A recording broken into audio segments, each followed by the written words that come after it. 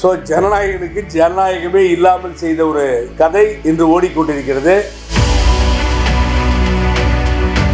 சும்மா ஊரை ஏமாத்துறதுக்கு பராசக்தியும் கையில் எடுத்துக்கலாம் அப்படிங்கிறதுக்கு இது போன்ற வேலைகளை செய்கிறார்கள். இதெல்லாம் பிளஸ் பாயிண்டா போய் தாவேகாவுக்கு முடியும். நீங்க இதை பண்றதால மத்திய அரசு, நான் சொல்லுவேன் நீட்டா உங்களுக்கு, சென்ட்ரல் கவர்மெண்ட் தினம் 10,000 ஓட்டு தொகுதிக்கு எதுவும் ஞாபகம். தளபதி அவர்கள் தாவேகா அவருடைய தலைவர் இதை கடைசி படம் சொல்லிட்டு தான் நான் வெளியில வர்றது. அதையே வெளியே விடாம தடுக்கணும்னு சொல்லி ரகலை பண்ணீங்கன்னா என்ன அர்த்தம்? அது கடும் கண்டனத்தை பதிவு செய்கிறேன். ஜனநாயகன் மூவி சினிமா வெளியிடுவதாக சொல்லி இந்த சென்சார் பர்மிஷனை கொடுத்துருச்சு. அப்புறம் சென்சாருக்கு எந்த அளவுக்கு உரிமை இருக்குது, எந்த அளவுக்கு சென்சாருக்கு உரிமை இல்லை, சென்சார் ஒரு தடவை அப்புறமா நினச்சா அது போய் சினிமா தியேட்டரில் ஓடுற சினிமாவை நிறுத்திட முடியுமா? எனக்கு அயோக்கியத்தனமாக இருக்குது நாட்டில். நான் அந்த அரசியல் விட்டுருங்க, அரசியல் ரெண்டாவது.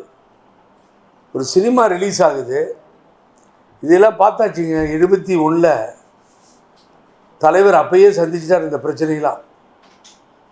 அப்போ இன்கம் டேக்ஸ் ப்ராப்ளத்தை சந்தித்தார். மதுரை முத்துன்னு நினைக்கிறேன், மதுரையில் சினிமா ரிலீஸ் ஆனால் நான் புடவை கட்டிக்கிறேன்னாரு. அதையெல்லாம் புரட்சி தலைவர் எம்ஜிஆர் சந்தித்து அந்த உலகம் சுற்றும் வாலிபன் வெளியில் வர்றப்போ எவ்வளவு இது போல் இன்னல்களை சந்திக்க முடியுமோ சந்தித்தார். இப்போ தலைவரை கம்பேர் பண்ணி நான் சொல்கிறேன்றது இல்லை.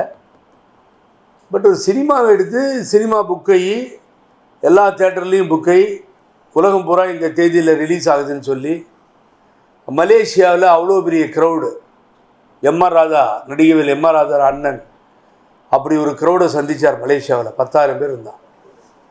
அதுக்கு பின்னாலே ஒரு பெரிய க்ரௌட், ஆடிட்டோரியமே நிரம்பி வழியே அங்கே அதை லான்ச் பண்ணி வந்தா. இப்போ அங்கே எங்கே உங்களுக்கு நோவுது அந்த சினிமா மேலே பிரச்சனை? இப்போ எனக்கு தெரியல. எனக்கு என்ன ப்ராப்ளம்? நீங்கள் இதை பண்ணுறதால மத்திய அரசு, நான் சொல்லுவேன் நீட்டாக உங்களுக்கு, சென்ட்ரல் கவர்மெண்ட்டுக்கு தினம் 10,000 ஓட்டு தொகுதிக்கு எதுவும் ஞாபகம். இந்த ஒரு இன்சிடெண்ட்டால் மக்களுக்கு அனுதாப அலை வீசும். ஒவ்வொரு மேபி யாராக இருந்தாலும் சரி, சூப்பர் ஸ்டார் ரஜினிகாந்தாக இருந்தாலும் சரி, பத்மஸ்ரீ கமலஹாசனாக இருந்தாலும் சரி, பர்டிகுலர்லி டுடே இன்னைக்கு தளபதி அவர்கள் தாவேகா அவருடைய தலைவர் இடைய கடைசி படம்னு சொல்லிட்டு தான் நான் வெளியில் வர்றது. அதையே வெளியே விடாமல் தடுக்கணும்னு சொல்லி ரகலை பண்ணிங்கன்னா என்ன அர்த்தம்? ஸோ ஜனநாயகம் இல்லை. This is call murder of democracy. So ஜனநாயகனுக்கு ஜனநாயகமே இல்லாமல் செய்த ஒரு கதை இன்று ஓடிக்கொண்டிருக்கிறது.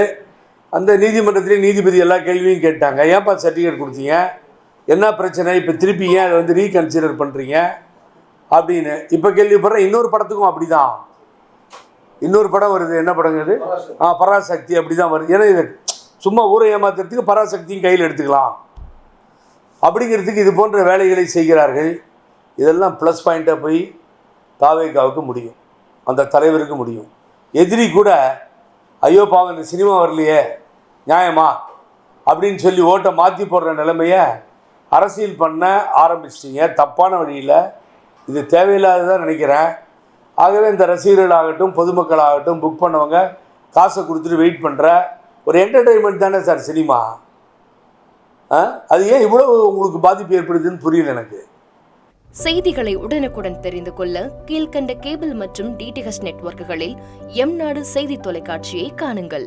பாதகம் செய்பவரை கண்டால் நாம் பயம் கொள்ளலாகாது பாப்பா. மோதி மிதித்து விடு பாப்பா, அவர் முகத்தில் உமிழ்ந்து விடு பாப்பா. அண்மை செய்திகளை உடனுக்குடன் தெரிந்து கொள்ள இணைந்திருங்கள் எம்நாடு தொலைக்காட்சியுடன்.